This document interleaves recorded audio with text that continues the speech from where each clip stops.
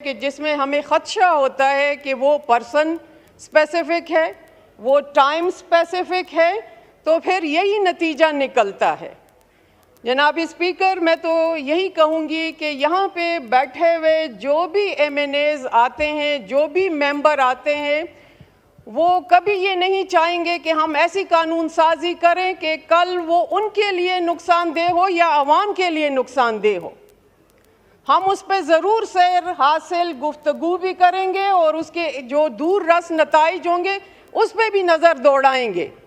लेकिन फिर मैं लफ्ज़ इस्तेमाल करती हूँ कि बदकिस्मती है कि ऐसे कवानीन बन जाते हैं, हम ही बनाते हैं और फिर हम ही भुगतते हैं और फिर कोई मदावा भी नहीं कर सकते।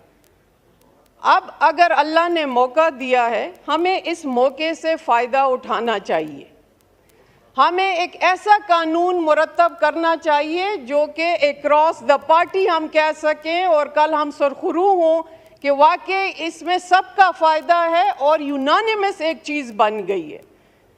तो मिस्टर स्पीकर, आपकी शुक्रगुजार हूँ कि आपने एक स्पेशल कमेटी बिलावल भुट्टो जरदारी साहब के कहने पे और म्यूचुअल पूरा हाउस ने उसमें कंसेंसस दिया और एक मौका मिला हमें कि इस पे हम गुफ्तगू कर सके।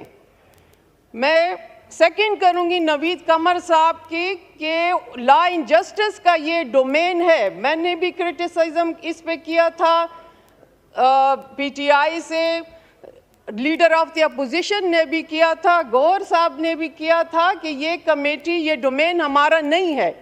लेकिन इससे बालातर कि अगर हमें मौका मिला है और हम सर जोड़ के बैठे हैं तो क्यों ना उसे हम एक पॉजिटिव रिजल्ट अखज़ कर सकें। हमें वहाँ पे मौका दिया गया, हमें ना नंबर्स का पता था कि कितने तरामीम है, ना हमें कंटेंट का पता था। यहाँ पे फ्लोर ऑफ द हाउस जिस कंटेंट का जिक्र किया, मैं समझती हूँ कोई भी उससे इख्तिलाफ नहीं करेगा। हमारा भी उसूली मौक़िफ़ है, हम लेजिस्लेशन करेंगे, अच्छी लेजिस्लेशन हो तो हम उस पर सिग्नेटरी भी होंगे।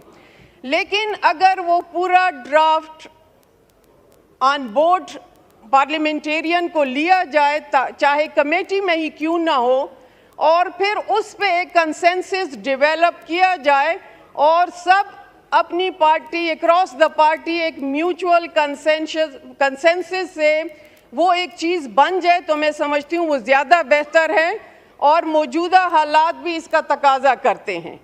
लेकिन हमें पता है कि माजी में जब भी कानून साजी हुई है, जजेस की बहाली के नाम पे हुई है, ना कि अदलिया की बहाली पे हुआ है।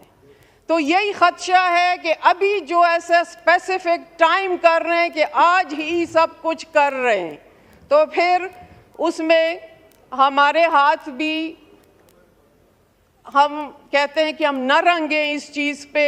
हमें आप टाइम दें, आप यहाँ पे लेजिस्लेशन लेके आए, हमें तरामीम का मौका दें, हमें बोलने का मौका दें, हमें उसको समझने का मौका दें।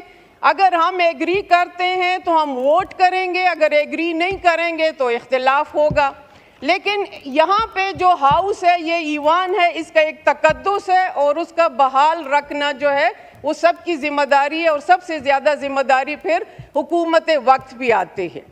और यही वजह है कि जब हम मीडिया के थ्रू हमें पता चला तो मुख्तलिफ बयानात आते रहे और वही है कि फिर ये ख़दशात भी जन्म लेते रहे हैं।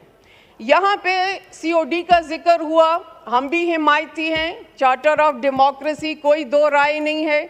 बहुत ही अच्छी दस्तूर बनाई गई थी और उस पे जितना काम हो सका उसके अच्छे रिज़ल्ट भी निकले।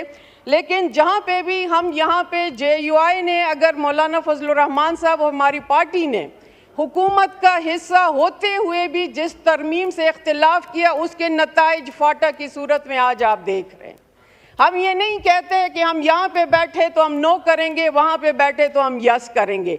वहाँ पे बैठ के भी हमने नो किया, यहाँ पे बैठ के भी हम यस करेंगे। लेकिन जब ऐसी कानून साजी आएगी जिसे हमें पता चले कि वाकई ये बेहतर है, तो हम उसूली मौक़िफ़ पे कल भी खड़े थे नज़रियात के साथ, आज भी खड़े और इंशाअल्लाह आने वाले वक्त में भी आपके साथ रहेंगे। लेकिन ये कंसेंसस तब डेवलप होगा जब हमारे पास मुसवदा आएगा हम उसको देखेंगे, उसके नताइज देखेंगे, स्पेसिफिक नहीं होना चाहिए, फॉर ऑल होना चाहिए, तो हम आमीन कहेंगे। थैंक यू जी। डॉक्टर फारूक सत्तार साहब। बहुत बहुत शुक्रिया स्पीकर